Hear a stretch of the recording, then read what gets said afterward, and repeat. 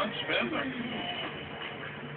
Ako po si Pete Camaya. I'm 24 and I'm from Pampanga. Ang mga songs na kinakanta ko ay R&B, soul, and ballad. My song is A Song for You. Marami na rin akong nakantang song sa buhay ko, and this song describes how you dedicate your performance to a person na very important to you. You told me that the secret of a true love. You came out young when I was hiding. But now I'm so much better, and if my words don't come together, listen to the melody, 'cause my love is in the hiding. I love you in a place where there's no pain, no time. I love you for life. You're a friend of mine. And when my life is over, remember when we were together. We were alone.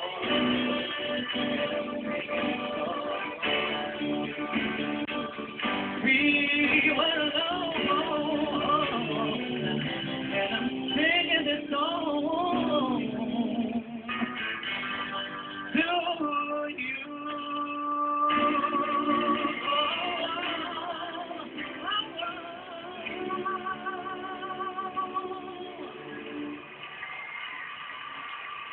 Parang worth it naman yung pag-iwan mo sa trabaho mo, kid.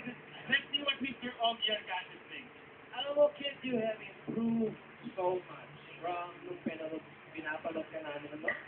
Kung nag-audition ka, you have improved so much talaga. Ang comment ko lang ito, siguro, bigyan mo pa ng konting buhay yung performance. Konting-konti pa. Malapit na, ano ka na. Kasi yung boses mo, yung lines, yung R&B lines mo, wala nang problema. Malilit ka naman pag-time. Yun na lang, konting-konti pa. Feel the song. Oo, ako rin. Nag-agree ako kay Ogie. Siguro yung sabi, yung dating sa akin kung sabi ni Ogie, hindi kasi nagmamatch eh. Na ang galing ng pagkakanta mo, pero parang iba yung ina-acting mo dyan. Siguro mahihain ka talaga. Or dual. Yung dalawa. Oh! Sige na, ito na yun eh. Di ba? Ito na kaya. Might as well. Okay? Give it your all next time, kid, right? If you want to vote for Kid, all you have to do is text Idol Space Kid and send to 367 or 2344.